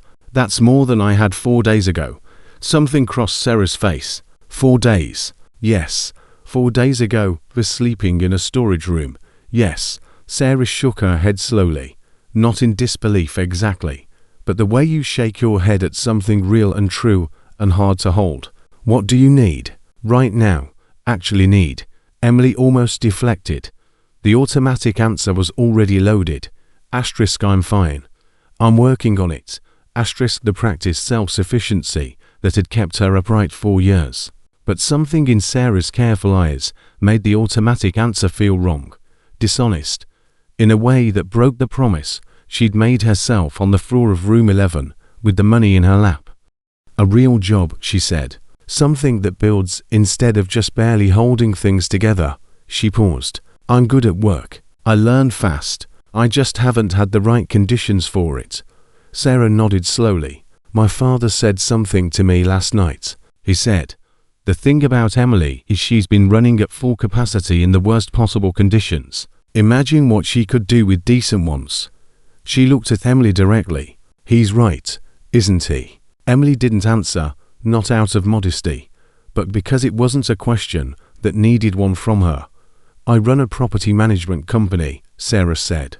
Small, residential, mostly Nashville, some in Knoxville. I've got a 2-bedroom apartment that's been sitting empty 6 weeks waiting on renovation work. She paused. I've also got part-time employees and about 3 months of backlogged admin work I keep not getting to because I'm juggling too much.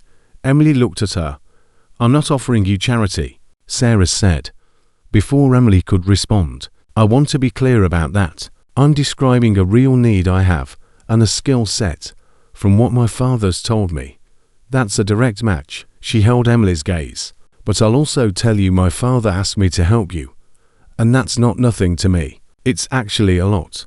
For reasons that have to do with who he is and what it means when he asks for something. The cafeteria noise carried on around them. Emily thought about the storage room, the cot, the industrial detergent smell, the $34. She thought about what it means to be offered something real by someone who looks at you plainly and sees you accurately, without pity, without exaggeration, just the truth. Okay, she said. Okay, you'll think about it. Okay. Yes. Sarah looked at her a moment. Good. She picked up her coffee and drank, and the two of them sat in a quiet that wasn't quite friendship yet, but was the beginning of conditions that made friendship possible. They were walking back toward the elevator when Emily's phone rang. Raven. She picked up immediately. What happened? Bradley Knox just gave an interview. Raven's voice had gone into the careful, neutral register he used when something had shifted, and he was managing how he delivered it. Local news website. He talked about a theft incident at his motel, about a temporary worker with a history of taking things that weren't hers. He didn't name you, but the description specific enough that anyone who knows the situation will know who he means. Emily stopped walking, Sarah stopped beside her, reading her face. He's escalating, Emily said. Yes, he knows we're building a case. Someone tipped him off, not from our side. I don't know who yet, but he knows something's coming and he's trying to get out ahead of it. Louder, in a format that reaches people. Can Diane respond? Already on it. She's drafting a statement, a pause. But Emily, there's something else. The journalist who ran it, a woman named Karen Stills, from the Harlan County Courier. She reached out to us an hour ago. Says Bradley pitched her the story, but she's been doing local journalism 20 years, and something about it didn't sit right. His voice shifted slightly. She wants the other side. Your side. Emily felt the weight of that. Is that a good idea? Diane thinks yes, with conditions. She wants to review any statements before it goes out, and she wants to be on the call with you and the journalist. But ultimately, it's your call. Sarah stood beside her, not pushing, not asking, just present. Emily thought of Bradley feeding a story to a local reporter, and that reporter publishing it, and it living forever on the internet attached to her name, something a future employer or landlord might one day find. She thought of Rosa Gutierrez, sitting on a statement for 8 months because she didn't think anyone would listen. She thought of Marcus Tanner, 17, paid under minimum wage and not even knowing it. She thought of the notebook in her backpack. Set up the call with Diane and the journalist, she said. I'll talk to her. Okay. Something warm entered Raven's voice. You sure? No, Emily said honestly. But I'm doing it anyway. That's usually how the right things get done, Raven said, and hung up. Sarah looked at her. What's happening? Emily told her. Quick, clean, flat and accurate. The way she told everything. Sarah listened with her arms crossed, dark eyes moving the way eyes do when a mind is working hard behind them. He thinks he can still control this, Sarah said when Emily finished. He's used to controlling things. He's used to controlling people who don't have options. Sarah held her gaze. You have options now. Emily felt that land somewhere specific. She hadn't framed it that way before. She'd been thinking in mechanics, filings and investigations and statements and evidence. But Sarah had just named the thing underneath all of it. What had actually changed 4 days ago wasn't a single event. It was that Bradley Knox's control over her had once been total and practical. He had a roof. She needed money. He could tell any version of events he wanted, because she had no platform, no standing, no one who'd take her call. That had changed. Not because she'd done anything differently, because she'd done one thing, and the consequences of that one thing had rippled through a network of people and histories and had, somehow, put her here, in a hospital hallway, with a lawyer on retainer, and a journalist willing to hear her out and a woman beside her who ran a real company, and whose father was Stone Hayes. She had options. Actual, real options. Okay, she said. Then, because the word felt too small, okay. The call with Diane and Karen Stills happened that afternoon at 2. From a conference room in Diane's office, after Emily had spent another hour at the hospital with Stone, asleep now, but with blood pressure numbers that the nurse said were the best they'd been in 2 days. Karen still sounded exactly like what she was, a woman who'd spent 20 years covering a county most people ignored, and had learned along the way to pay very close attention. Her voice was direct, her questions specific, and she didn't accept vague answers, which Emily found she respected. Tell me about the morning you found the envelope, Emily told her. Tell me about the conversation with Knox in his office. Emily told her that too, all of it. The 30% offer, the shove, the desk corner, the bruised ribs, the walk in the rain. Karen was quiet for a moment. The medical records support the injury, she asked, directed at Diane. Documented at Mountain View the same morning, Diane said. Time-stamped, photographed, and we have the notebook with the hour discrepancies in your client's possession. I have photographs of every page. Another silence. I want to be transparent with you both, Karen said. Bradley Knox has advertised in the Courier for 11 years. That's real money for a paper our size. A pause. I'm telling you that so you understand what it means that I'm making this call. I'm not doing this because it's easy. I'm doing it because I've covered this county for 20 years. And I know when someone's lying to me. Bradley Knox was lying to me. Emily said nothing. We appreciate that, Karen, Diane said. I'm going to write what's true, Karen said. That's all I can promise. I'll attribute everything properly and give Knox the chance to respond before publication. A pause. But I want you to know, Emily, the story I'm writing isn't about a theft. It's about a 19-year-old girl who did something extraordinary. And what happened to her because of it. Emily pressed a hand flat on the table. Okay. Do you understand what that means?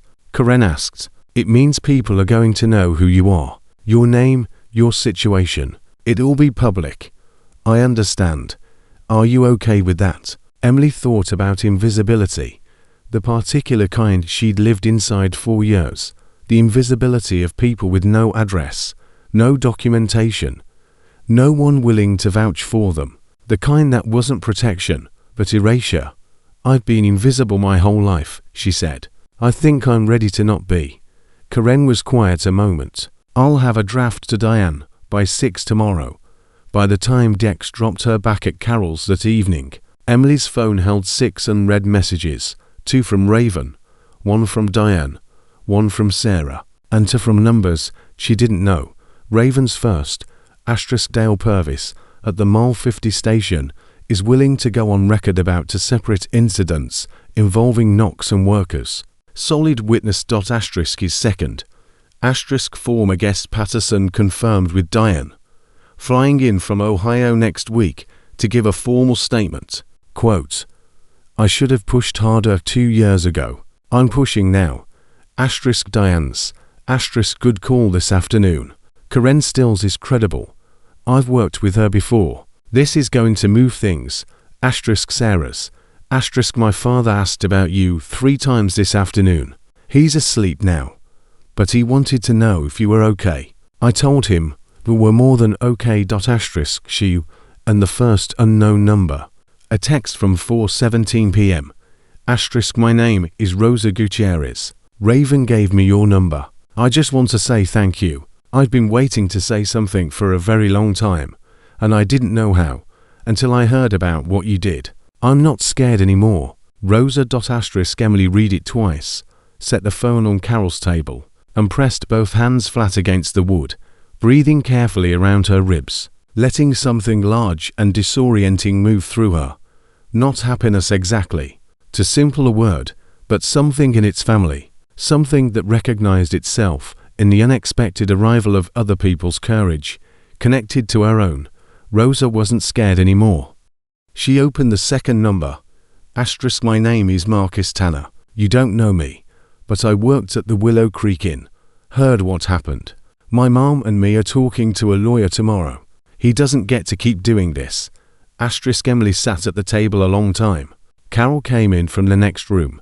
Read the mood the way she read everything, quickly and without intrusion, and put the kettle on, without being asked, good day. Emily thought about Stone making calls on 40 minutes of energy, about Sarah getting in a car at 3 in the morning, about Rosa, afraid for 8 months, and afraid no longer, about Marcus Tanner, and his mother, and the word tomorrow. Yeah. Emily said. Carol set a cup in front of her. You did that, she said simply. Emily shook her head. They did that. Nobody does anything alone, Carol said. That's not how it works. You started something. They finished their part of it. She sat down across the table. That's how things actually change. Someone has to go first. Someone has to be willing to walk 5 miles in the rain before anyone else decides to take a single step. Emily looked at the tea. She thought about the parking lot 2 nights before, the rumble of a single motorcycle, the authority in his stillness, the way the other bikes had followed. A convoy, a formation. The way one thing leading can change the shape of everything that follows. She hadn't thought of herself as leading anything. She'd just done the thing. But maybe that's what leadership sometimes is. Not knowing you're doing it while you're doing it. Not choosing to be visible. Just choosing to be honest and letting the consequences fall wherever they fall. She picked up the tea. Outside, an engine passed on the highway, unremarkable. Just someone going somewhere in the dark, and 12 miles north, in a hospital bed. Walter Hayes let himself feel something he hadn't felt in a long time. Something too honest to name. Living in his chest the way important things do. Warming the center of him. He thought about the call to Sarah. About her voice. Just before she hung up to get in the car. I'll go. Dad. I'll go see her. He thought about Emily Carter. 19 years old. Kneeling beside him on a motel room floor at 3 in the morning. Hand on his shoulder. Voice flat and steady. Talking to a dispatcher. I'm here. I'm going to get help. He closed his eyes. For the first time in a very long time, he felt like something was being repaired. Not him. Something larger than him. Something that had been quietly broken for years. Without announcement. The way important things break gradually and privately. Until someone finally comes along and holds the pieces together long enough for them to take. He breathed. He slept. Karen Stills published the piece at 6:47 the next morning. Emily was still asleep when Diane called. She grabbed the phone on the second ring, already sitting up before she was fully awake, trained by years of answering calls fast. Since calls at odd hours were either emergencies or nothing, and you never knew which until you picked up. It's Liv, Diane said. Read it before you do anything else. Emily opened the link. It loaded slowly on Carol's Wi-Fi while she sat on the edge of the bed, phone tilted toward the window light. Karen had written it straight. No sensationalism, just the facts in order, precisely attributed. Emily Carter, 19, no fixed address at the time, had found an envelope containing $21,000 in a guest room at the Willow Creek Inn. Walked 5.5 miles in the rain to return it at the hospital. Been assaulted by the motel's owner when she refused to help conceal the money, and had subsequently been accused of theft by that same owner. The article included Diane's statement. It included Rosa Gutierrez's account, by name, with a quote Rosa had approved. It included the wage discrepancy documentation. It noted, without further detail, that additional former employees had come forward with corroborating accounts. Bradley Knox had declined to comment. Emily read the last paragraph twice. In a county where people in difficult circumstances often have no recourse and no voice, Emily Carter made a choice that cost her everything she had. What happened next suggests that sometimes the things we think we're losing are the things that come back to us multiplied. She set the phone on her knee and sat in the early quiet, letting herself feel the particular vertigo of being known, of having her life described accurately, in public, in words that would exist permanently, tied to her name. It wasn't comfortable. It was something else, something that took more courage to accept than she'd expected, which surprised her, since she'd thought the hard part was already behind her. She was wrong. The hard part was letting people see you clearly and trusting what they saw was enough. She picked the phone back up and called Diane. How's it looking? It's being shared, Diane said. Started slow, then took off. It's been up 40 minutes, and the courier's site has already crashed twice. A pause. Emily, this is moving faster than I expected. What does that mean practically? It means Bradley Knox's version of events is finished, Diane said flatly. Once something builds momentum like this, the counter-story can compete. And more importantly, it means more people are going to come forward. People who've been sitting on things for years are going to read this and decide it's time. A pause. My phone's already rung 3 times this morning. Former employees I hadn't even found yet. Emily pressed her palm flat against the blanket. What about the legal stuff? His complaint against me. The sheriff's office called at 7. They're not pursuing it. The medical documentation, plus Rose's statement, plus the hour discrepancy notebook, made it untenable. Another pause, this one carrying a different weight. There may also be a development on the wage theft front. I'm waiting on a call from the Tennessee Labor Board. I'll know more by noon. Emily let out a slow breath. Okay, one more thing, Diane said. A producer from a Nashville TV station left me a voicemail. They want to do a segment. No, Emily said immediately. That's what I told them. Just wanted you to know. Raven called at 9. You've seen the article? Yes. Good. I need to tell you something, and I need you steady when I do. She'd been steady since she was 14. Tell me, last night, after the piece went up, Bradley Knox's former business partner reached out, man named Gerald Sims. He and Knox ran the motel together for the first 4 years.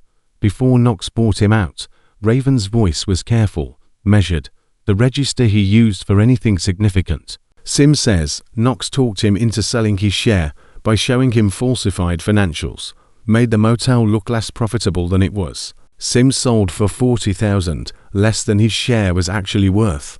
Emily was quiet. He's been sitting on that for 10 years. Didn't think there was anything he could do. Read the article this morning and called us within the hour. Fraud, Emily said. Potentially. Diane's talking to him now. Raven paused. That's not about you, Emily. That's about him and Knox. Yes, but it wouldn't have happened without you. He let that sit a beat. That's what you need to understand. You pulled a thread. Pull the right thread. And the whole thing comes apart. She sat with that. How's Stone? Was about to ask you the same. I haven't been in yet today. Going at 11. Sarah's meeting me there. A brief silence. How's that going? You and Sarah. Emily thought of the cafeteria, the paper cups, Sarah's careful dark eyes running their calculations. It's going. She's a straight talker. I like that. She's her father's daughter, Raven said. Something warm and a little worn in it. The way voices go when talking about someone known a long time. Had a hard go of it growing up with a father who was always on the road, but she turned out solid. Stone's proud of her, just never been very good at saying it. He's getting better at that, Emily said. Yeah, Raven said quietly. He is. She reached the hospital at 10:55. Sarah was already there, standing in the hall outside room 14 with 2 cafeteria coffees, and she handed one over without preamble. He's awake, Sarah said. Read the article. Nurse printed it for him. How'd he react? Sarah looked at her over the rim of her cup. He cried, she said, which I've seen exactly once before in my life. At my grandmother's funeral. So take that as your measure of how significant this is. Something tightened in Emily's throat. Let's go in. Stone was sitting up more than he had the day before, noticeably so. The article sat on his tray table, 3 printed sheets, slightly crumpled at the top corner where he'd been holding it. He looked at Emily as she came in, then at the pages, then back at her. You didn't tell me Karen Stills was going to be this good, he said. I didn't know. She got you exactly right, he said. I want you to know that. She got you exactly right, and I couldn't have said it better. He paused. How do you feel? She thought about it honestly, because he always asked honestly and deserved the same back. Exposed, she said, and okay with it. Both at once, he nodded slowly. That's what it feels like when you stop hiding. Even when you weren't hiding on purpose, even when you were just invisible, because nobody looked. He set a hand flat on the article. People are looking now. I know that scares me a little, she said. Good, means you understand what it costs. People who aren't scared of being seen haven't thought about it enough. Sarah made a small sound of agreement. Stone glanced at his daughter. Something passed between them fast. The way things move between people who share a long history and have recently decided to try to move through it instead of around it. Then he looked back at Emily. I need to tell you something while I've got the energy for it. Okay, the 21,000, he said. I want you to have it. The room went still. Emily opened her mouth. Don't, he said. Don't say no before you've heard me. Just listen. He adjusted himself against the pillows. I talked to Sarah last night, long talk, and what I realized is that the reason I was saving that money, the reason I told myself I was saving it, was to fix something I'd broken, to make up for time I couldn't get back, for the presents I'd failed to give the people I loved, all the ways I let them exist at a distance. Well, I told myself the life I was living was worth it. He paused. And what I understand now is you can't fix the past with money. You fix it by showing up. Actually showing up. He looked at Sarah, which I'm trying to do. Late, but trying. Sarah's jaw worked, controlled. Sarah doesn't need the money, he said. She's built something real. She's good at what she does. Her kids are fed and housed and loved. He turned to Emily. You're 19 years old. You've been running on nothing 4 years. And you've got more integrity than most people I've met in 40 years of a life that required me to judge character fast. He held her gaze. I want you to have that $21,000, not as payment, not as charity, as an investment in someone I believe in. Emily looked at the floor, at her hands, thought about those 5 minutes at the edge of the mattress, the counting, the decision, the walk in the rain. She'd return that money because it wasn't hers. Never once had she imagined a version of events where it came back. Stone, if you're about to say it's too much, he said, I'm going to remind you that you walked 5.5 miles in the rain with cracked ribs. Explain to me what that's worth. I don't want it to feel like a transaction. It's not, he said. It's a decision. My decision about what to do with what I have while I still have the chance to do something with it. He paused. You gave me back the ability to make this choice. This is what I'm choosing. Sarah said quietly. Emily, let him. Emily looked at her. Some things you accept, Sarah said. Not because you've earned them by some calculation, but because refusing would take something away from the person offering.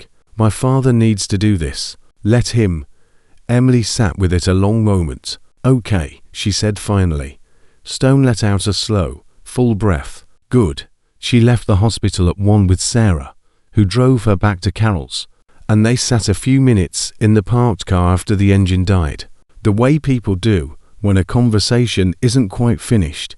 The apartment, Sarah said. The one I mentioned. It needs work. Cracked bathroom tile. To kitchen cabinets that won't shut right. And someone painted the living room a color I can only describe as a mistake. She glanced sideways. But it's 2 bedrooms, safe neighborhood, and it's yours if you want it. Reduced rent for the admin work, real reduced, not the Bradley Knox version of reduced. Emily almost smiled. What's real reduced look like? For $100 a month, below market, and I'm fine with that. And I don't want to negotiate it. I want a yes or a no. Yes, Emily said. Sarah nodded. Move in whenever you're ready. Keys at my office. A pause. Job starts Monday, 9 to 5. Benefits after 90 days. She looked at Emily. I run a real operation. I expect real work. That's the only thing I know how to do. Emily said. Sarah smiled. Small. But it transformed her whole face, made her look, for a moment, the way she must have looked before the careful weariness became her default setting. I know, she said. That's why I'm offering. She reached into the back seat and handed over a paper bag. Also, Carol sent food. Made me promise you'd actually eat it. Emily took the bag and looked at the house ahead. Carol's, comfortable and worn in, lights on in the kitchen, faint television sound drifting through the window.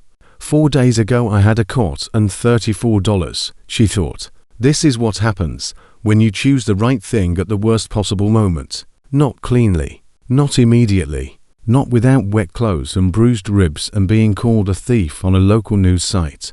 But eventually, definitely, she got out of the car. Raven called at 3. Bradley Knox, he said.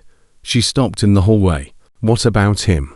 Tennessee Labor Board called Diane an hour ago. They're opening a formal investigation based on the wage theft documentation and the pattern of conduct we submitted. They're also coordinating with the county attorney's office on the assault complaint. A pause. And Gerald Sims met with a civil attorney this morning. He's filing suit over the fraudulent buyout. All at once, Emily said. All at once, Raven confirmed. That's how it goes when something breaks open. Everything that was only being held together by one man's ability to make people afraid. It all moves at the same time. Is he going to lose the motel? Don't know yet. That's a question for the process. He was quiet a moment. But here's what I do know. Rosa Gutierrez got a call from the labor board this morning, said when she hung up. She cried for 10 minutes, then called her daughter. A pause. She told me to pass this on. She said, tell Emily, this is the first time in 2 years I feel like I exist. Emily stood in Carol's hallway, palm flat against the wall. Tell her she always existed, she said. The rest of us just had to catch up. Raven was quiet a moment. I'll tell her. 2 weeks moved fast. The Labour Board investigation was real and moved the way real things move, not dramatically, but steadily, with the particular momentum of bureaucracy applied to documented wrongdoing. Bradley Knox hired a lawyer.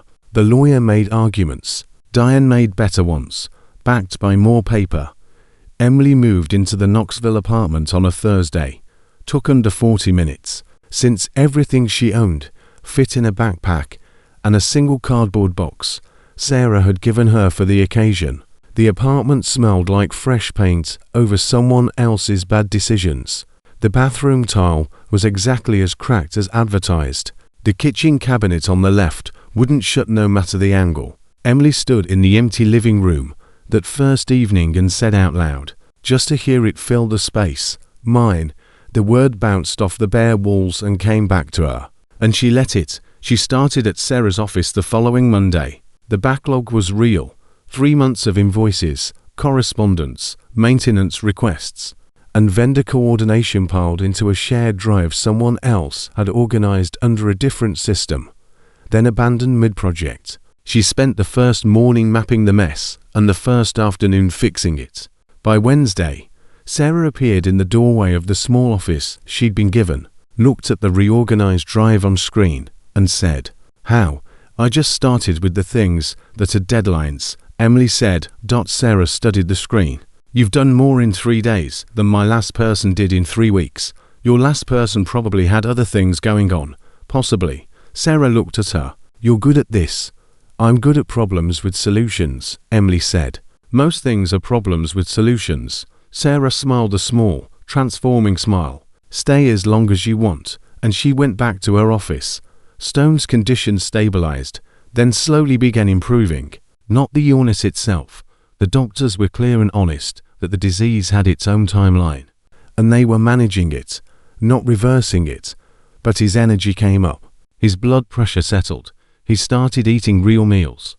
Twice a week, Emily made the 20-minute drive to sit with him, and they talked the way people talk when they've stopped pretending, about what had happened, about what was happening now, and about things that had nothing to do with any of it. History, people, what life does to you over time, and what you do back. He told her about the road, the brothers he'd lost, the ones still riding, the life he'd built that was real even when other people never understood it, and the things it had cost him that he couldn't get back. She told him about her mother, about the couch years, about the long winter in the basement, and what that winter had taught her. That you can survive almost anything if you convince yourself there's another side, even before you can see it. "You did more than convince yourself," Stone said one afternoon. "You made decisions based on it. That's different. Plenty of people believe there's another side. You actually acted like it was true, with no evidence at all." "I didn't have evidence it wasn't," she said. He looked at her a long moment. "Exactly." Sarah started joining the hospital visits after the first week. Always arriving with food she claimed was for her father, but always bringing enough for 3. Settling into the third chair while the 3 of them talked in the easy, overlapping way of people who'd decided, without announcing it, to be something to each other. One afternoon Stone said to Emily, "I called my daughter because of you." Emily looked at him. "I'm not saying that to make you feel responsible," he said. "I'm saying it so you understand what one decision does, not just the immediate thing, but the ripple." He glanced at Sarah, who was watching him with her careful dark eyes. "You returned my money. That made me call Raven. Raven finding you made me call Sarah. Sarah and I are talking again for the first time in 3 years." He paused. "You walked 5.5 miles in the rain, and I got my daughter back." Sarah looked away, just briefly, just long enough. Emily didn't say anything for a moment. "Then, you'd have called her eventually." "Maybe," Stone said. "But eventually isn't now. And now is all any of us actually have." The Willow Creek enclosed on a Tuesday, 6 weeks after Emily had walked out of it, with bruised ribs and an envelope. Diane called to tell her the Labour Board's findings were in. Gerald Sims's civil suit had moved fast, backed by clear documentation. The county attorney's office had filed criminal charges for the assault and the wage theft. Bradley Knox had posted bail, retained counsel, and by all accounts was spending his days buried in legal difficulty that would keep him occupied for a long time. The motel's license had been suspended pending the outcome. Is it over? Emily asked. His version of it is over, Diane said. The process still has a ways to go, but he's not operating. He can't do this to anyone else. A pause. Rosa's already found another job. Better pay, real hours, a supervisor who doesn't threaten her. Started last week, and Marcus. His mother got a retroactive wage settlement offer this morning. Not everything, but something real. Diane's voice carried both brisk and warm at once. The dominoes fall in order. Emily, you knocked the first one. Emily was standing at her apartment window when the call came, watching the street below. She'd hung exactly one thing on the wall. A small framed print picked up at a flea market a couple weekends back. Nothing expensive, just a line that had stayed with her. Asterisk, the bravest thing you can do is continue.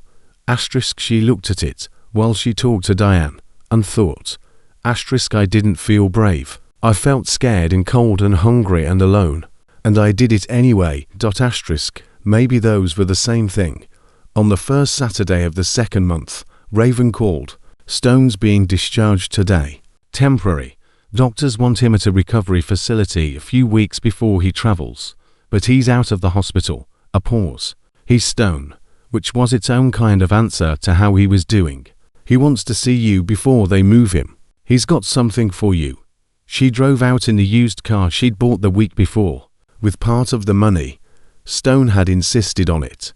A 2009 Civic with high miles, and a radio that only worked if you hit the dash in a specific spot. But it started every time, and it was hers. She parked in the same lot she'd once crossed on foot in the rain and walked into the lobby, past Patricia at the front desk, who said without looking up, room 14. Honey, he's expecting you. Stone was dressed, the first time she'd seen him that way, and looked different out of the hospital gown. More like the man who'd rolled into the motel lot on a powerful bike in the rain. Still thin, still carrying the illness in his face, but present in a way the hospital had muted. He held out an envelope, not the brown one this time, a white one, sealed. Her name written across it in handwriting that was deliberate and slightly unsteady.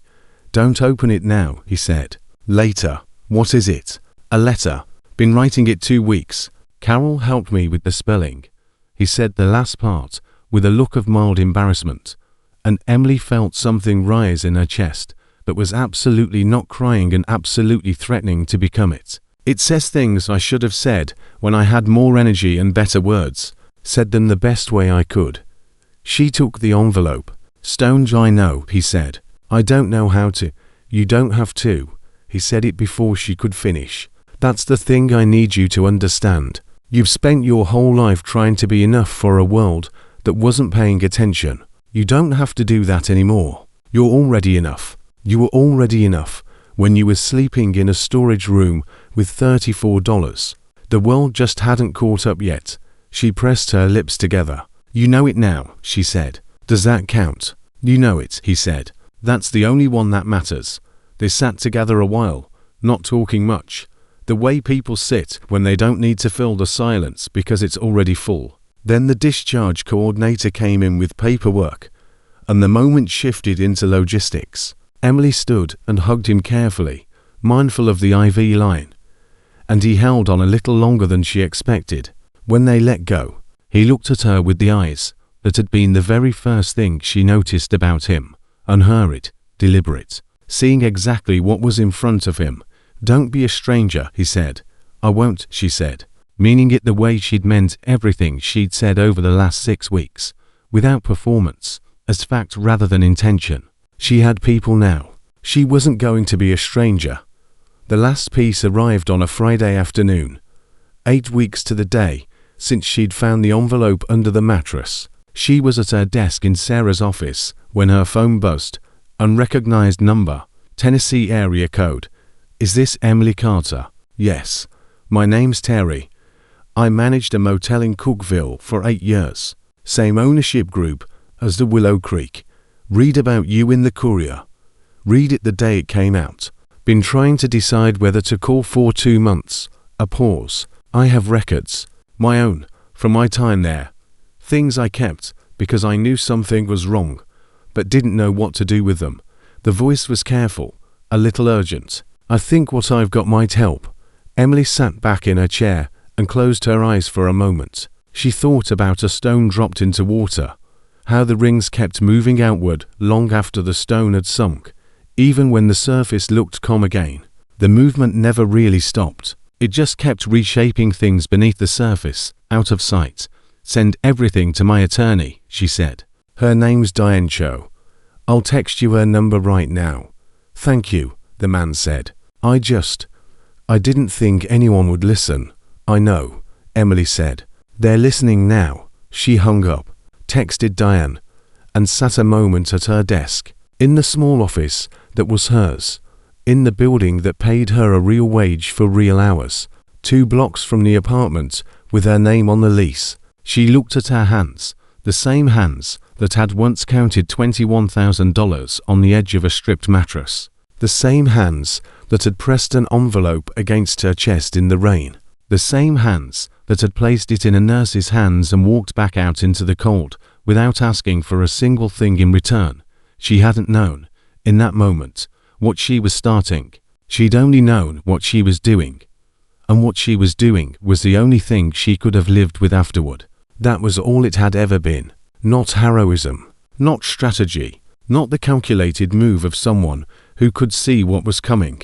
Just a 19-year-old girl with nothing, choosing to remain someone she could respect, in a moment when no one was watching and no one would have known the difference. The difference, it turned out, was everything. 6 weeks after walking into a rainstorm with cracked ribs and an envelope that wasn't hers, Emily Carter had a home, a job, a lawyer, a car that started every time, a man who called her twice a week from a recovery facility to ask how she was sleeping, a woman who brought her food when she forgot to eat, and was starting to feel, quietly, unannounced, like the older sister Emily had never had, and a whole community of people who rode loud and lived hard and had decided, with the particular certainty of people who judge character by what you do, your worst moment, that she was worth showing up for. She hadn't been rescued, she'd been recognized. And there is a difference, a significant, irreversible, life-altering difference between being rescued and being recognized, between someone deciding you're worth saving and someone deciding you're worth knowing. Emily Carter had been worth knowing all along. The world simply hadn't caught up until a rainstorm, 5.5 miles, $21,000, and one deliberate, costly, uncalculated act of honesty finally showed it who she was. And once the world knew, once the people who mattered had looked at her clearly and seen exactly who she was, there was no going back to invisible. She had been seen. She would not be unseen.